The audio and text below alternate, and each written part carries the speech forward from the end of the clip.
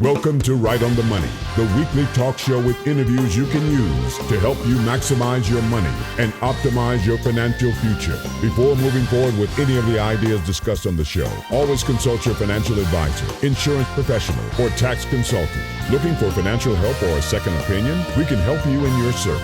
And now, your host of Right on the Money, syndicated financial columnist and money-colored commentator, Steve Savant.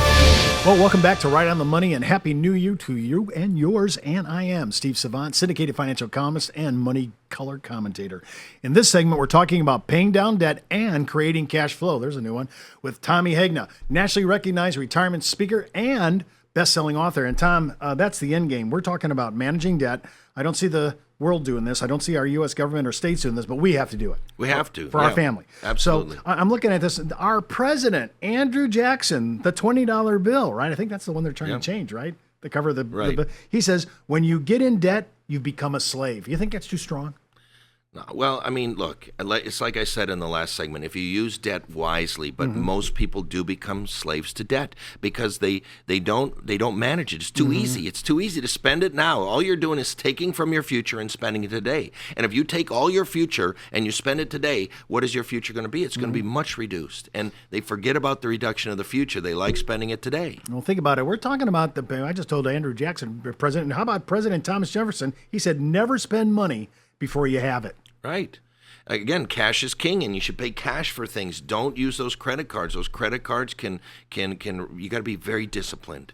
Very disciplined. I think when we look about this, we're trying to come to a place where we don't become indentured servants to debt. That's really the bottom line. Right. And so our goal is we want our families to be prosperous. We want America to be prosperous. We do.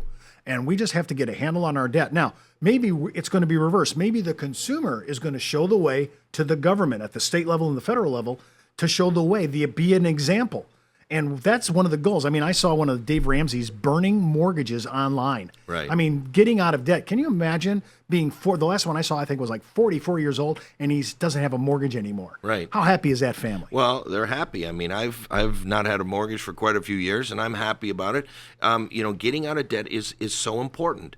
Look, there's some ways to get out of debt. Like if you're in debt, there's some different strategies. And you quoted Dave Ramsey, and I say I agree with about 85% of what Dave Ramsey says, and I'm all for what he says about getting out of debt. He doesn't really understand some financial products fully, but he does understand debt, all right? Because I think he did go bankrupt, or he had financial problems. But look, there's several strategies. So one of the strategies, Steve, is you start with the highest interest rate. So if you got 5 credit cards and one's paying 14, one's 15, 16, and you got 2 that are 21, you might want to start with those 21 percenters and pay off the highest interest rate first. There's another strategy that says pay the smallest debt first. And you'd say, well, why would you want to do that? Well, because each of these come with a minimum payment. And as you can start knocking off the number of minimum payments, you can add more to your others. So if you can start, let's say you got 2 that are really small and one that's really big, knock those 2 out first and then really attack that bigger one. Okay, and again, our whole reason for doing it is not only getting out of debt, but we're trying to create cash flow so that we can start saving vehicles, which we're going to talk in the next segment. Now, when I'm talking about sometimes, like you said, which one are you going to do first? You need to look at both sides of the equation. Right. And I like to see what kind of cash flow I can develop almost from the get-go if it's possible. Right. Now, when I'm thinking about this, I'm looking at my savings accounts. You know, we talked about this in the last segment. The traditional thinking was 90 days. Now we're trying to create 6 months of savings, not just 90 days, 6 months. And to your point, I think I'm looking at the new strategy of trying to buy, like you said, you bought your truck. It wasn't new. No. And we're looking at new strategies all the time to see if we can buy, well, maybe not an appreciating truck, but one that it's already discounted and we're paying a less price for it. Right. On depreciating assets, you want to pay as little as possible. You want to get the best value, okay? On appreciating assets, again, you want to buy when it's low and you want to sell when it's high. But another strategy for paying off debt would be, just simply pay off more than the minimum. If the minimum is $75 a month, send in 100, send in 150, send in 125. I think Dave Ramsey kind of came up with this thing called snowballing. And snowballing is a way that what you do is you pay the minimums on most of them and you attack one of them. all right, with a lot extra, and you just pour extra money in there. Once that's done, you then move on to the next one, and you pay more on that one. And so what you're doing is, as you pay them off, you're snowballing so that you got more and more and more of your assets focused on fewer and fewer debts. Now, the key is you got to stop using that credit card. Right. You can't pay off this one and then run one up over here. And unfortunately, that's what happens to a lot of people. They pay off this one, but they're running up this one. And then they pay this one. It's like kind of like whack-a-mole. You know, they're trying to whack-a-mole. You've got to stop the spending. Well, there are reduce the spending. There are people that are into their personal Ponzi schemes. I mean, doing exactly what you just said. They pay this one down. That looks great. FICO score goes up for a few days, few months, and then they're back over on another card. And by the way, I cannot tell you all my life how many cards I get invited to join with every year. Oh yeah, I shred them all. I put those in the shredder. Yeah, I carry several credit cards. I pay the balance off every single month. I never carry a balance on a credit card. I pay it off every single month. Now, some people say you should cash out your savings. I would say you don't want to cash out all of your savings to pay off your credit card. Now, if you have excess savings, maybe you want to take some of it as earning 1% and you're paying 21% over here. It will work if you pay that off as long as you don't charge up a bunch more money. Some people have an emergency fund of 6 months, and they say, well, look, if I took that and paid off a credit card, my credit card line of credit could be my emergency fund. That can work for some people. Like if you've got adequate resources and you've got, a house that's worth money and you've got 401ks, you've got other assets. Yeah, I've used lines of credit as my emergency money at some points, but you've got to be very careful about doing that. Well, what about this thing? I've heard you talk about borrowing from. Now, most people have life insurance, maybe not cash value life insurance. But for people who do have cash value life insurance, that interest rate's pretty low. Yeah, and you can borrow from your life insurance policy. There's this whole thing out there, bank on yourself, bankonyourself.com. And what that is you just buy a bunch of whole life insurance, and then you've got adequate resources that you can always borrow from yourself, and that you don't ever have to go to a bank, you don't ever have to go to a credit company. You can always just do it yourself with your life insurance policy. It's pretty low number.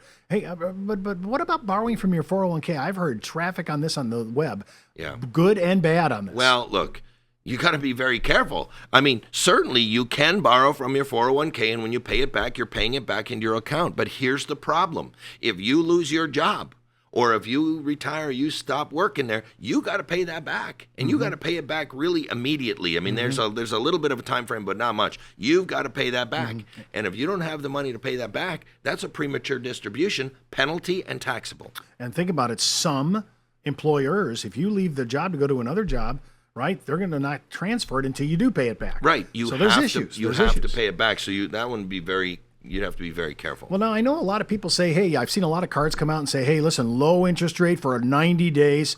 Sometimes that could be an arbitrage way to pay down your debt if you really dedicate it for 90 days to play. What do you think about that? Absolutely. You can transfer to another card, get a low interest rate for 60, 90, 120 days. But again, are you going to be disciplined not to start charging up somewhere else? See, the key is you want to get out of debt. You don't want to keep staying in debt. And so at some point, it all comes down to you have to spend less than you make. That's what it comes down to. Right now, too many people are spending more than they make, and you can't do that. You've always got to. My entire life, I've spent under what I made. Even when I was a second lieutenant in the Army, made $13,000 a year, I spent less than that. All right. And then with every pay raise, what I did was I took half my pay raise and I put it towards savings, and then half the pay raise towards increasing my standard of living. And it worked out very well. I did it right out of the gate. But, I'm thinking, when we're talking about reducing debt, we have to be talking about creating a budget too. And so we're going to spend a whole show on how to make a budget, create a budget. This is really something. But you said cut spending. I mean, everybody, I can't even get the government to give me a good example of this. They can't cut spending. Right. My state's not cutting spending. My county's not cutting spending. Everybody around me is just rolling up the tab, paying more on their interest charge. When we're talking about cutting, it's tough. If you've had a certain lifestyle living off plastic, it's tough to migrate over to good budget habits.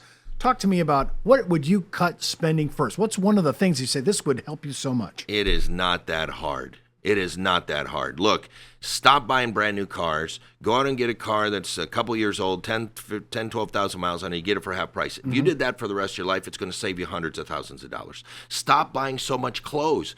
Go to Goodwill. Go to there's these secondhand places for clothes that have brand new clothes. They've never been worn. They still got the stickers on them, but somebody bought them for, $300 and they're selling them for $42. Go to some discount stores, Ross Dress for Less, TGX Max, Steinmart. Look, these places have name brand clothes, but you're not paying name brand prices. All right. So, I mean, there's a lot of ways to do it. I think it's ridiculous when people are spending so much money on stuff that they don't even need. I want to thank Tommy Hagner for being my guest. But before I go, remember what the good Reverend John Wesley once said: make all you can, give all you can, save all you can. I'm Steve Savant. We'll see you next week right here on Right on the Money. For more information on this week's money topics, just go to our website at www.rightonthemoneyshow.com and follow Steve's daily postings on Facebook, Twitter, and LinkedIn. When it comes to retirement, money management, small business, insurance coverage, college funding, or budgeting, we have the interviews you can use.